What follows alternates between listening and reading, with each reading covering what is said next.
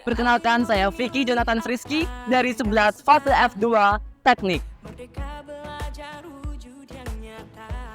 Saya Karina Gali Pambani dari 11 kuasa F1 Saintekes. Perkenalkan, nama saya Salwa Raffi Fajatika dari 12 IPA 1. Halo Sobat Gebiartik, kami dari SMA Swasta Unggul Sakti Kota Jambi. Nah, kebetulan sekolah kami sedang melaksanakan proyek penguatan profil pelajar Pancasila nih. Proyek itu sendiri dilaksanakan untuk mencerminkan profil pelajar Pancasila yang terdiri atas 6 dimensi. Emang apa aja sih dimensi profil pelajar Pancasila itu? Ikuti kami terus ya. Yuk! Ada baiknya sebelum kita mulai, kita berdoa dulu nggak sih? Semoga proyek yang kita lakukan dapat berjalan lancar Dan memberi manfaat bagi banyak orang. Amin. Aduh, Paul Abdul tebel banget ya. Iya nih. Kira-kira kenapa ya? Tahu deh.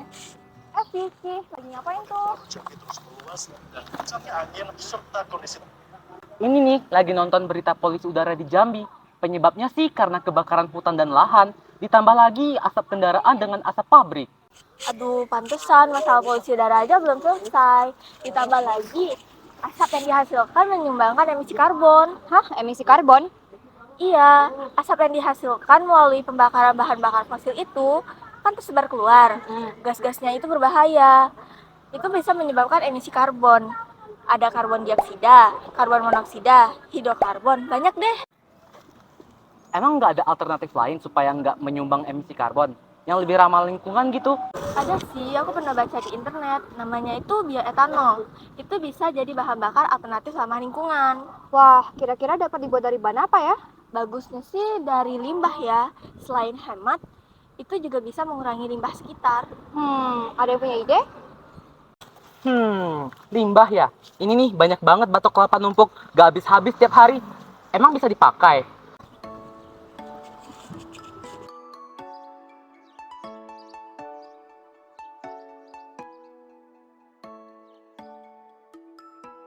Berdasarkan website IQR, Indeks Kualitas Udara Kota Jambi pada tanggal 18 Oktober 2023 mencapai 192 yang termasuk kategori tidak sehat. Selain kebakaran hutan, asap kendaraan dan asap pembakaran pabrik pun turut menjadi penyebabnya.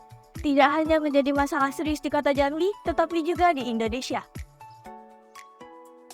Menurut Badan Pusat Statistik, jumlah kendaraan di Provinsi Jambi mencapai 2.571.025 kendaraan pada tahun 2022. Dapat dilihat, apabila jumlah kendaraan sebanyak ini dikendarai setiap harinya, maka emisi yang dihasilkan tentu saja sangat banyak, seperti karbon monoksida, karbon dioksida, hidrokarbon, dan gas-gas berbahaya yang terlepas ke atmosfer.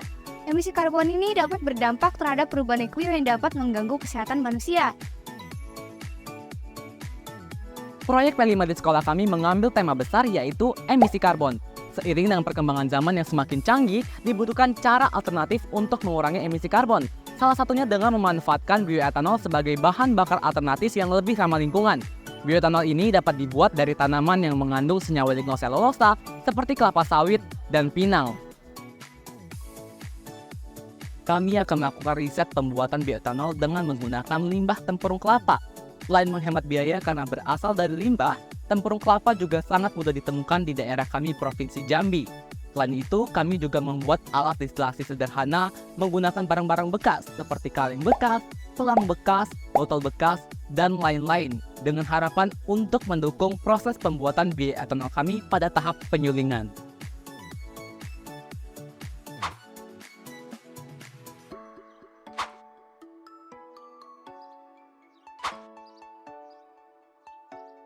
Tahap delignifikasi. Pertama-tama tempurung kelapa dihaluskan menjadi serbuk. Ayak serbuk tempurung kelapa karena kita akan menguji 2 sampel, timbanglah serbuk masing-masing 100 gram. Masukkan ke dalam 2 beaker gas terpisah dan tambahkan 900 ml Aquades masing-masing dan larutan 100 ml NaOH 5% untuk sampel pertama dan 10% untuk sampel kedua. Dipanaskan menggunakan spiritus selama 90 menit pada suhu 80 derajat Celcius. Setelah itu, saring ampas dan netralkan dengan menggunakan Aquades. Lalu, ditata di atas loyang dan dikeringkan di bawah sinar matahari. Setelah kering didapatkan masing-masing sampel sebanyak 60 gram. Pada tahap delignifikasi, larutan NaOH akan terionisasi. Ion OH- akan merusak struktur lignin dan ion Na+ akan berikatan dengan lignin membentuk natrium fenolat. Natrium fenolat mudah sekali larut sehingga saat proses ini akan larut bersama lignin dan membentuk cairan coklat kehitaman yang disebut lindi hitam. Tahap hidrolisis. Setelah kering, ampas diair kembali dan diambil sampel 30 gram untuk proses hidrolisis. Sampel kemudian dimasukkan ke dalam 2 beaker gelas terpisah, lalu ditambahkan 150 ml Aquades dan 10 ml HCl 10%. Dipanaskan selama 60 menit menggunakan spiritus, kemudian disaring menggunakan kertas saring untuk memisahkan filtrat dari ampasnya. Pada sampel 5% didapatkan filtrat 45 ml dan pada sampel 7% didapatkan filtrat 125 ml. Tahap hidrolisis, di mana gugus H+ dari asam klorida akan mengubah serat dalam selulosa menjadi gugus radikal. Gugus radikal ini kemudian akan bereaksi dengan OH dari molekul air dan menghasilkan glukosa. Tahap fermentasi. Filtrat kemudian ditunggu hingga dingin dan ditambahkan 5 gram ragi tape pada masing-masing sampel. Filtrat tersebut diaduk dan dimasukkan ke dalam media fermentasi dan difermentasikan selama 7 hari. Pada tahap fermentasi, ragi tape atau Saccharomyces cerevisiae akan mengubah glukosa menjadi energi seluler dan menghasilkan bioetanol serta produk sampingan karbon dioksida. Tahap destilasi. Selama menunggu proses fermentasi, rangkailah kaleng bekas, selam bekas, wadah bekas, baskom, pompa akuarium, termometer, botol bekas, spiritus, dan kaki 3 spiritus sehingga menjadi alat destilasi sederhana. Pada tahap distilasi, terdapat hukum Dalton dan hukum Raoult yang menggambarkan perubahan komposisi dan tekanan pada cairan yang mendidih. Bioetanol memiliki titik didih yang lebih rendah dari bioetanol air, sehingga akan lebih cepat mendidih dan berubah fasanya dari cair ke gas. Setelah 7 hari akan dilakukan proses distilasi. Pada sampel pertama, distilat yang dihasilkan sekitar 5 mili. Sedangkan pada sampel kedua, ketika didistilasi menghasilkan distilat sebanyak 90 mili. Kami melakukan uji coba pada kedua sampel kami. Pada sampel pertama, ketika diuji tidak dapat terbakar. Begitu pula dengan sampel kedua. Hal ini dapat terjadi karena kedua sampel kami masih terdapat kandungan air. Kami melakukan distilasi tahap kedua, tetapi karena pada sampel pertama distilat yang diperoleh sangat sedikit, kami tidak melakukannya. Sedangkan pada sampel kedua, karena distilat yang diperoleh cukup banyak, kami melakukan distilasi tahap kedua dan diperoleh distilat sebanyak 48 mili. Kemudian kami melakukan uji coba kembali pada bioetanol sampel kedua dan berhasil terbakar. Hal ini terjadi karena campuran air pada bioetanol sudah menguap. Kami pergi menuju kantor Dinas Lingkungan Hidup Provinsi Jambi untuk mewawancarai pengawas lingkungan hidup ahli pertama, Bapak Reza Firmansyah SKM. Ia menyampaikan produk kami akan memiliki nilai jual, apalagi dengan memanfaatkan limbah. Selain itu, ia mengatakan bahwa produk kami diharapkan dapat menginspirasi masyarakat sekitar untuk turut ikut memanfaatkan limbah tempurung kelapa menjadi bioetanol.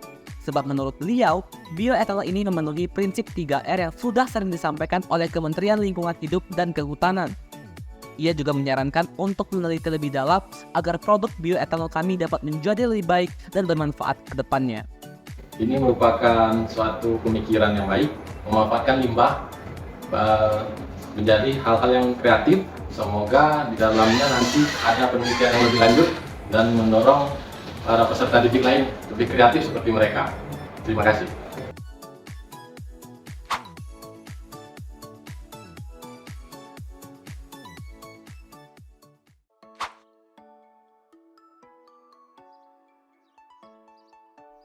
Kesimpulan, bioetanol dibuat dari limbah tempurung kelapa karena mengandung selulosa, lignin, dan pentosen melalui tahap delignifikasi, hidrolisis, fermentasi, dan juga distilasi. Alat distilasi dapat dibuat dengan menggunakan barang-barang bekas seperti kaleng bekas, selang bekas, botol bekas, dan lain-lain. Hukum fisika kimia yang berlaku pada alat distilasi sederhana adalah hukum Dalton dan hukum Raoult. Berdasarkan perhitungan kami, untuk menghasilkan 1 liter bioetanol dibutuhkan 1041,67 gram serbuk tempurung kelapa atau setara dengan 10 buah tempurung kelapa utuh. Sebab 1 buah tempurung kelapa utuh dapat menghasilkan kurang lebih 100 gram serbuk tempurung kelapa. Selain itu juga diperkirakan membutuhkan 1041,67 mili NaOH 7%, 208,3 mili HCl 10%, dan 104,17 gram ragi tape pada tahap fermentasi. Sekian vlog proyek P5 berbasis STEM kami. Semoga dapat menjadi inspirasi bagi generasi-generasi emas bangsa Indonesia lainnya. Dadah!